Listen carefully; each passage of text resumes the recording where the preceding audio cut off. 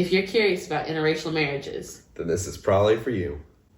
Hi, I'm Avery. And I'm Andrew. And this is the TIPFY Show.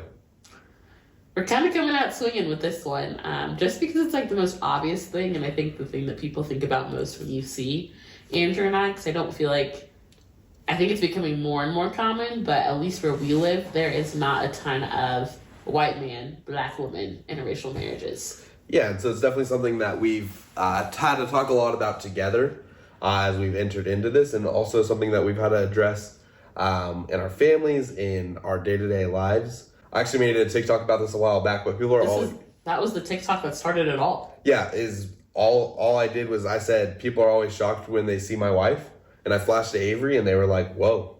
Yeah. So it definitely catches people's eyes that I'm a white man and she's a black woman.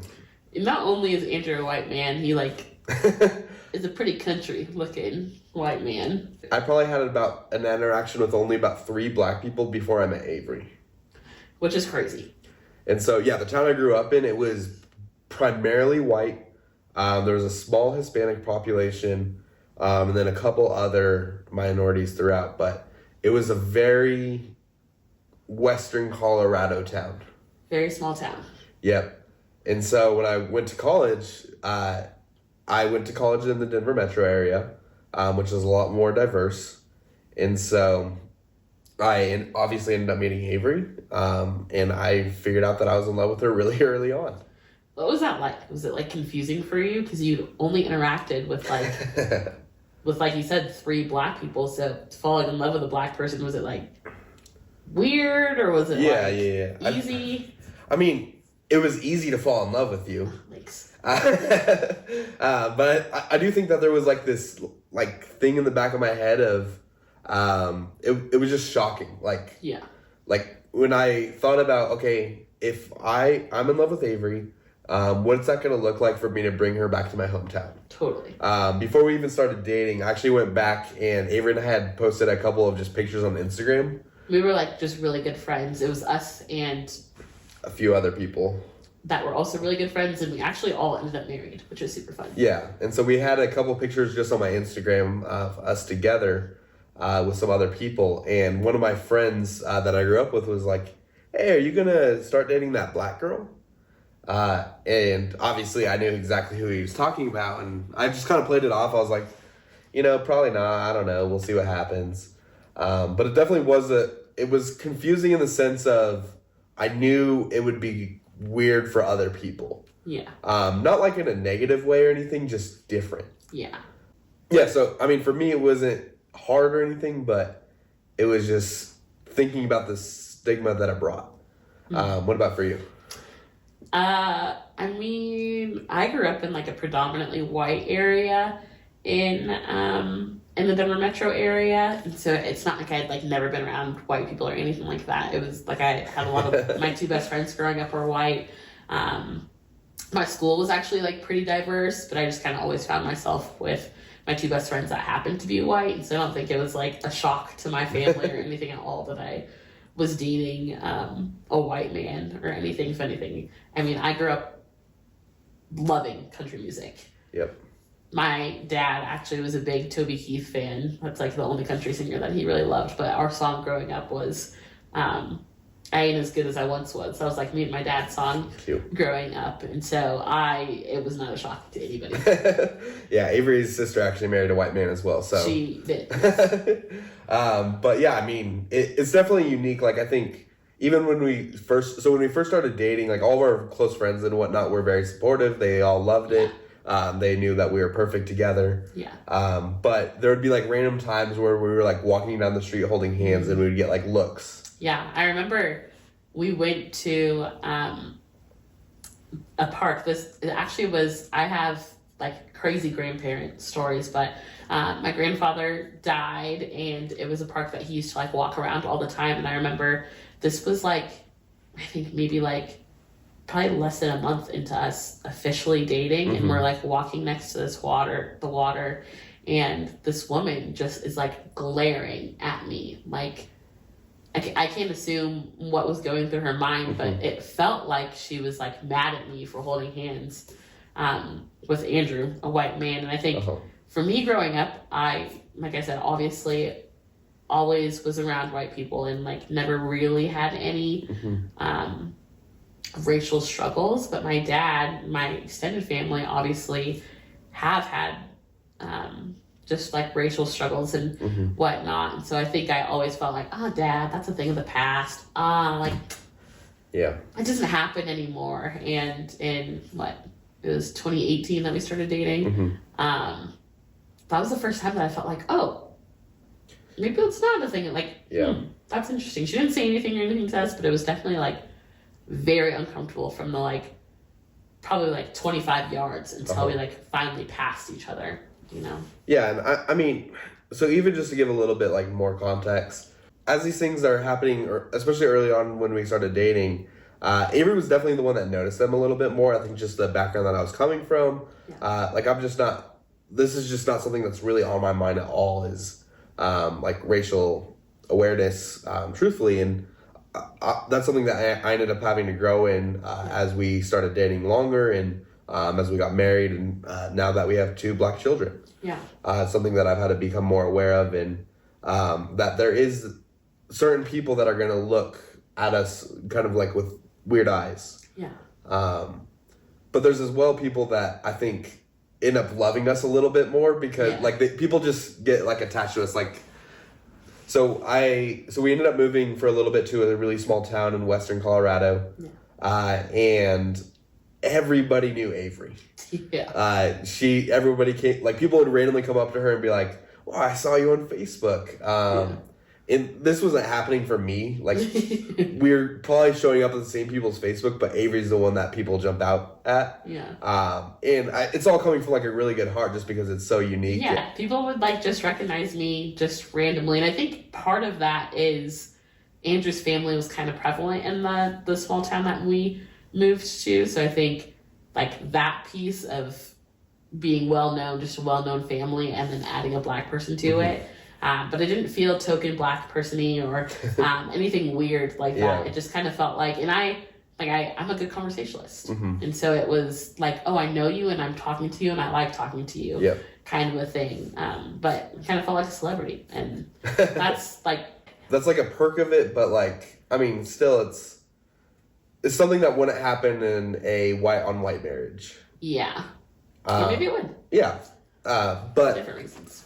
So... kind of backing up a little bit to our dating life, I think over like we dated for about a year and a half before we got engaged, and then got married about 3 months after we got engaged. Crazy. We were very young. We got married when I was only 21 years old, which I tell people that and they're like, whoa.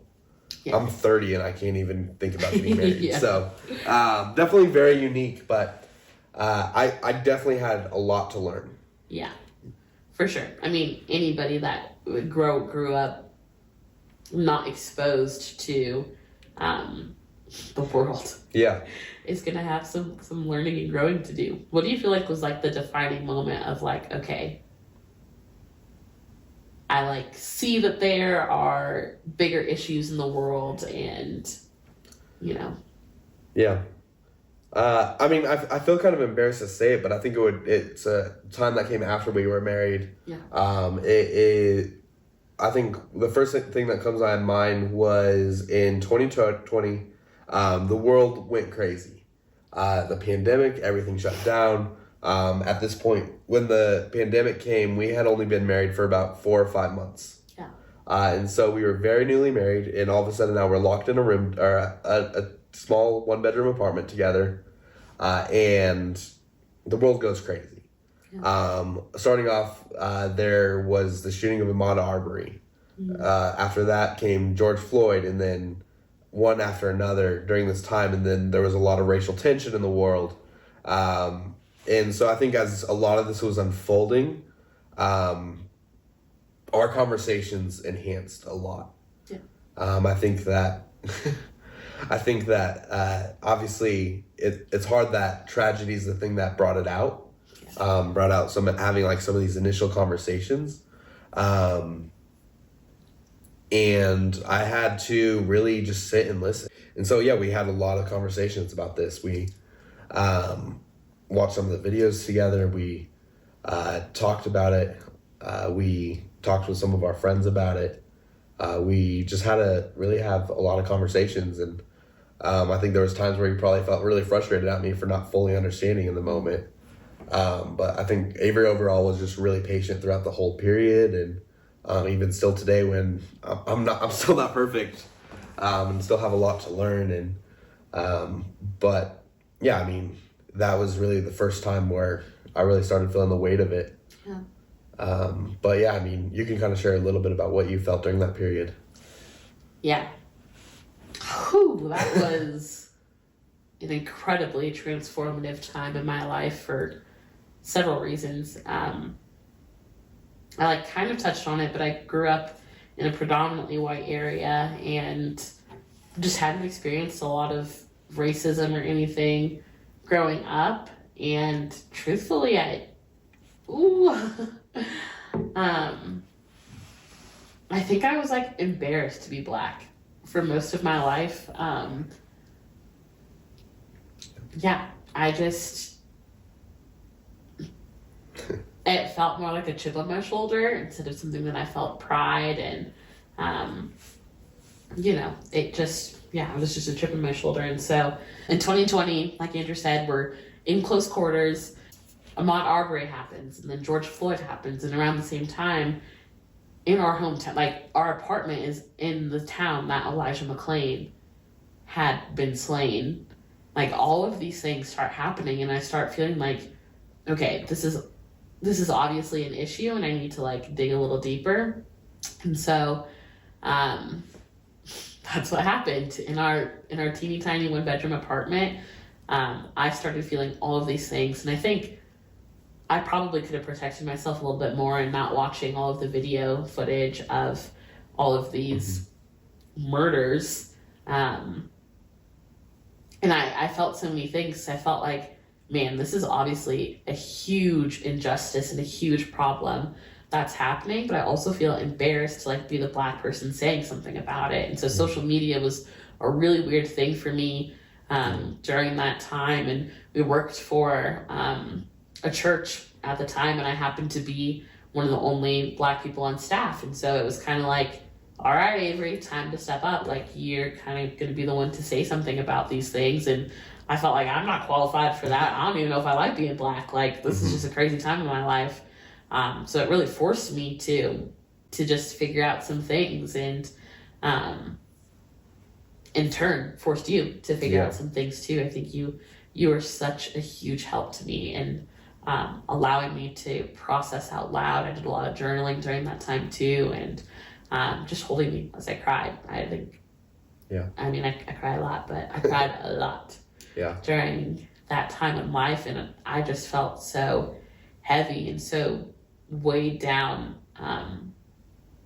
just by the weight of everything at once, of finally realizing that there were systemic issues in our country just all at once. And I think that also made me feel so guilty for, it's not that I didn't believe my dad that there wasn't things, and it's not my dad was walking around just everybody's racist or anything, but he has had experiences, and he shared those experiences for me, and I'm so grateful that he did. But I felt so embarrassed that I kind of discredited them, or my mom's experience, my grandparents' experience, and I just made them a thing of the past instead of realizing that they are prevalent. So, and then 2020.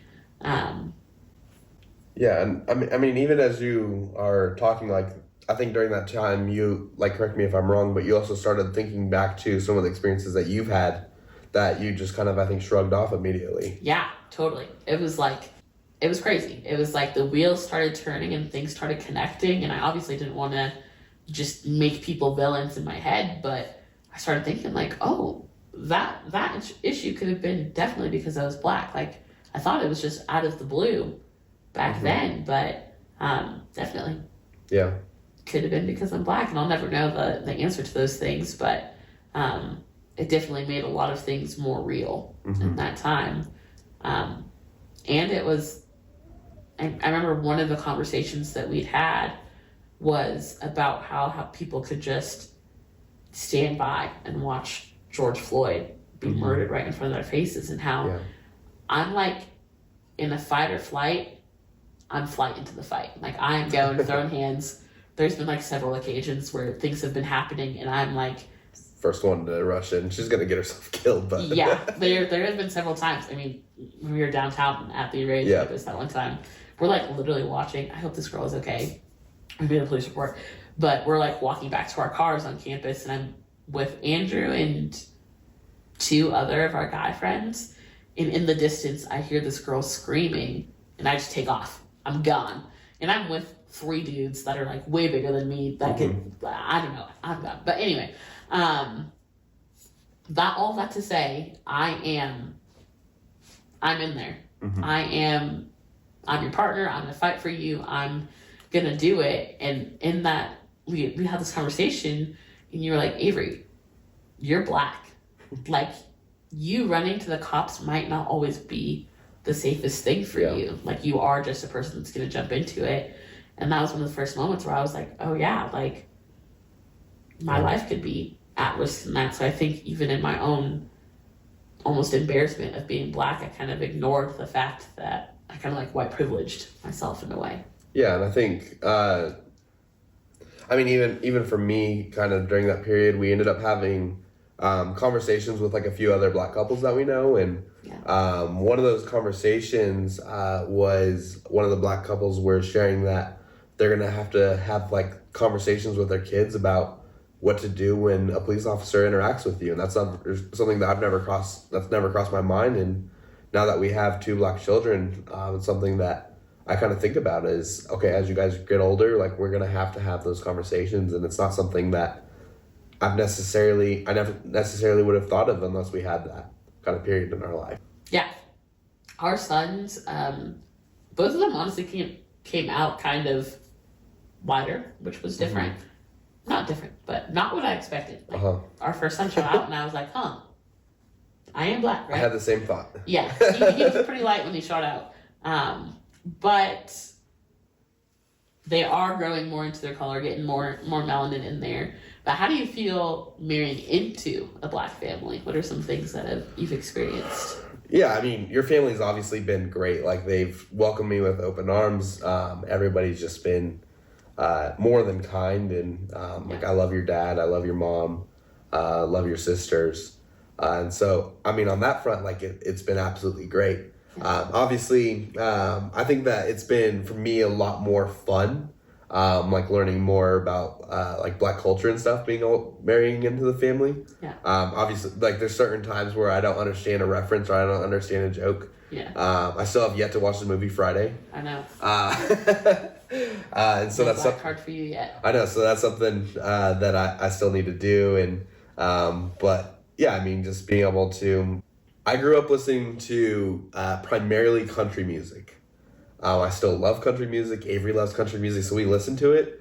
But your family listens to a lot more rap than my family did. And, yeah. So just kind of, Avery's at points has given me, we have these periods where she gives me Black education, where she one day made a playlist of just a lot of like popular rap songs that I should know.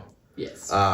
Anything from Snoop Dogg and Tupac to, I mean, to a bunch of other artists. And so, like, that piece of it's a lot of fun. Avery's dad as well is an amazing cook. And so being able to experience different meals and that's been a lot of fun. Your grandma as well can cook really well. Yeah. So going to her house is always a blast. And I mean, your grandma's, we could probably make a whole episode about your grandma. She's awesome. I hope you guys get to meet her one day. But yeah, I mean, she's hilarious. And so, yeah, so I mean, for me, there was definitely parts of me that felt nervous going into it, but I think I would have felt nervous going into any family. And and I think more of it was just all those nerves were gone by how your family welcomed me in, which is really awesome. I love that. So, I mean, what has your perspective been of me kind of coming into your family? Oh, it's been fun. When we first started dating, oh man, what was my like one gift to you when we first started dating? I had very dry skin before. So dry. If you've been to Colorado, you know how dry it is here. But I just kind of live that way. And so Avery actually got me on, she not only got me to start using lotion, she actually got me cocoa butter, which literally changed my life. Yeah. Like my skin still gets pretty dry, and so I can like catch myself pretty quickly now if I'm not using it, but... Yeah, literally this morning he was like, you got any lotion? I can't believe you made me start using this, and I have to use it every day. Which is so funny. Just like little things like that are so funny to me. But it's been good fun. And you've been such a trooper. I think you had to unlearn a lot of things and learn a lot of things, and you've just been so eager and willing to learn, which I've really appreciated. Thanks. Yeah, I mean, so it is a lot of fun being able to experience different backgrounds and being able to do this together. I think it's just a lot of fun is that we get to both like learn things from each other, and I think that I definitely had more to learn. I learned how to fish. Oh yeah, Avery's learned how to fish. She did not fish, did not camp growing up. Still don't really camp, but I can fish. In my head, growing up, camping was just like you're in a tent and you're like maybe fishing and doing nothing, but going to the mountains with Andrew's family is like a whole experience. Like we're riding side by sides, we're fishing on a boat, we're just doing all the fun things, and I'm like that kind of like mountain getaway I can get behind. Yeah. Camping and sleeping on a hard floor didn't seem too appealing to me. But yeah, I love that our boys get to experience those mountain getaways and stuff with your family. Yeah. Which is super fun because our older son is like, he loves it. Anything. He loves to get on the boat. Yeah, ride he the loves to get on the four-wheelers. boat, do all of those things. But what's it been like for you to like be out in public with your black sons? Yeah, I mean, that was definitely something that I had fears about, especially before we had children. That one of my fears was when Avery first was pregnant that like I kind of was like scared to voice was that like what if my children don't really look like me? They're going to be a different skin color, and obviously, as Avery mentioned, that they came out a little bit lighter than we both thought they were going to, but still, like they're both darker than I am, and have like you can tell, especially standing next to me, like you can tell that they're black children. Yeah. And I think going out in public for me, because you go out in public a lot. Like you're a very active and involved father. You go to the store more with the boys by yourself than I even do. So you are with them alone without me present a lot.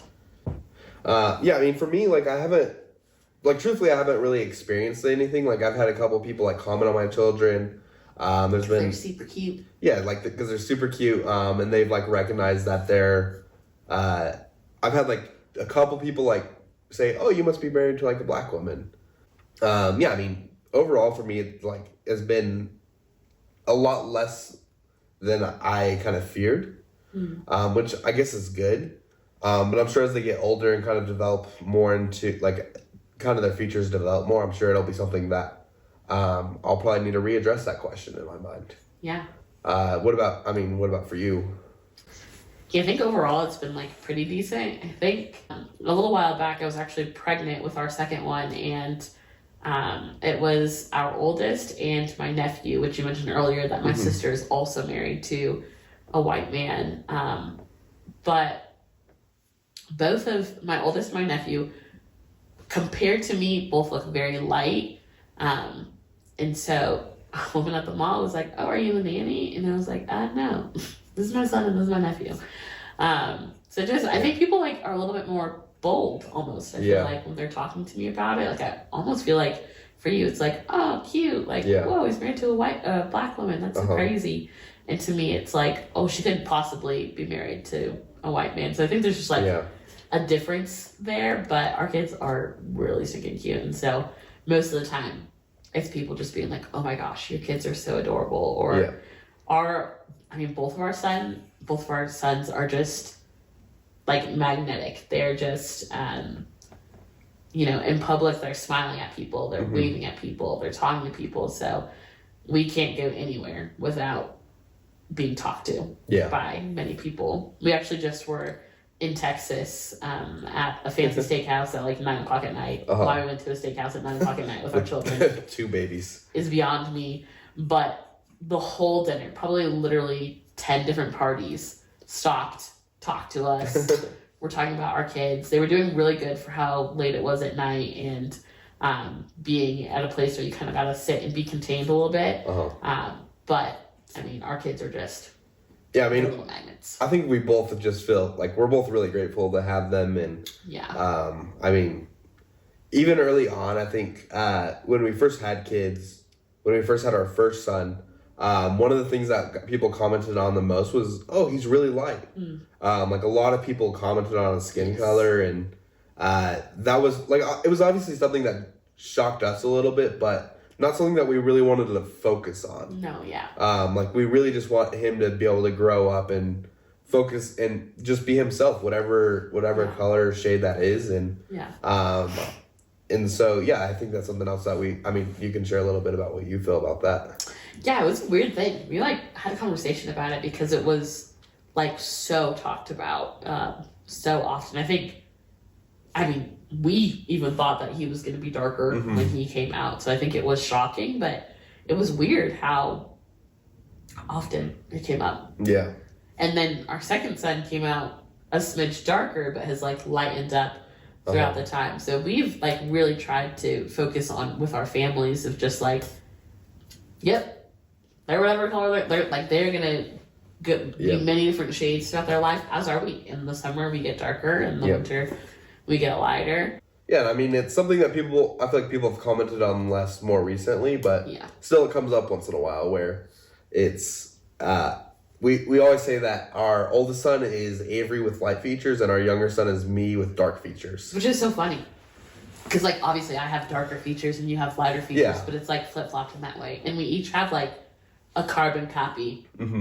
My face is our oldest, his face is actually our dad's. Our oldest is my dad. Our youngest is your dad.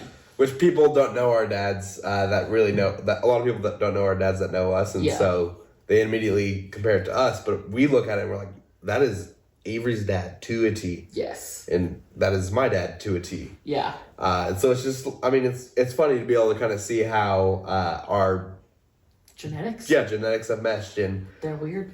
We plan on having more kids in the future, and so it'll be fun to kind of see what happens there. Fingers crossed for a girl. Just well. And even with that, our older son has really curly hair, and our younger son, as of now, has really straight hair. And so, for me, it's going to be a lot of fun to be able to learn how to take care of his hair. Yeah, that actually was a weird thing that I think I was overconfident in. Our older son's hair is curly, but it's not curly like mine, and so that was something that I was ooh, I need to figure out how to do this, because it had many curl patterns in it. It just had many different curl patterns. It still has many different curl patterns. So that was a learning curve that I was naive to, for sure, with having biracial children. I just thought I was going to know how to do it because I know how to do my own hair. It's not correct. So I watched a sitcom called Blackish, which is it's a pretty popular sitcom. And one of the things that they talk about in the show is how every black person goes through their own hair journey. Totally. And so it's that's something that I'm already trying to keep in mind as we raise these two sons, that they're going to probably go through different spurts of wanting to try out different things and really experience who they are. And we watched the Colin Kaepernick docuseries. Yeah. That was great. When that came out, and when was it, 2021? Around there probably. And in that, he is a mixed kid that grew up in a white family. Yeah. And I know people have different views about Colin Kaepernick and whatnot. And so I do think that series, I feel like it was so helpful in understanding his mindset and and the decisions that he's made. But that's a whole separate topic. I am a Colin Kaepernick fan. That's a whole separate thing. Yep. And so, I mean, even like in that docuseries, he kind of goes through these different places of trying to figure out, okay, who is he as a mixed black person growing up. Actually, I think it was after 2021 because I think we had your brother and sister watch it because I was pregnant with Landon.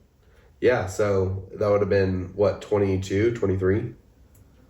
22, probably. 22, yeah. Yeah, so, I mean, it was really eye-opening to be able to kind of see what it's like for, like, a mixed kid to grow up in a world of, where you kind of grow up not necessarily fitting in place. Yeah. Because you're too light to connect with black people and you're too dark to connect with white people. And so... Yeah. It's just really confusing, and so in that series, he kind of goes through his own little hair journey, trying to figure out what's going to be what really fits his personality and who he is the most. Yeah, man, I'm remembering so many things from that, and that we should rewatch it now that our kids are a smidge older than not born yet. But yeah, because I think I can be. I think the world is going to view our kids more as black children, so I view them more as black children, and I think that they can connect more to me than they would be to you or to my family. But I think that was so useful in knowing that, like, no, our biracial children they're gonna have a hard time connecting in both ways if we're not intentional with our parenting and intentional with really building up their confidence in who they are and helping them find a secure place in this world. Yeah, I mean, even for, like, when we think about, like, I know obviously hair is kind of the thing that brought this up, like, it's going to be so different, like, we're going to have to figure out, like, where's the best place to take them to get a haircut, because obviously where I get my haircut's probably not going to be the best place for them. I cut your hair. Yeah, either Avery cuts my hair or I go to, like, a Sports Clips or something, like... Yeah. I mean, I have a pretty easy haircut, so so for them it's going to be trying to figure out that and trying to figure out, okay, like, what social groups do we want them to be a part of? And yeah, that was super eye-opening in the Kaepernick series too, was just like where he felt more comfortable kind of determined the trajectory of his life, like a really good baseball player and a really good football player, and he kind of just geared toward where he felt most comfortable, which was interesting. So yeah, like the two different cultures in that of like the football culture is very different than the baseball culture, and the basketball culture is going to be different than that, and kind of, so I mean, it was, we watched it during the time that Avery was pregnant with our first, and it definitely opened our eyes a lot to just what it's like for a mixed kid to grow up in this world, and something that neither of us have ever experienced. Like, we both grew up on the end of the spectrum. So true. And even, I know we have a few friends that are biracial, and so hearing different stories there, and definitely something that we both still have a lot to learn about. Totally, 100%. So, I mean, obviously we still have a lot to learn about raising biracial kids. We have a lot to learn about interracial marriage, and if you are in an interracial marriage, we would love just to be able to have you maybe just drop a comment about what that's been like for you, and if you have any questions for us, we would love to be able to answer those in future episodes, so feel free to leave a comment about those. We'd love to get to those eventually. And so I mean, this is obviously, this is the first time that we're talking about this, and I'm sure it's not going to be the last. So please follow along. Obviously it helps us if it helps the algorithm if you just like the video and leave that comment. But please follow along, and we're just super grateful that you watched up until this point. And with that, this was the TIPFY Show. Happy TIPFY Tuesday, and we'll see you next week.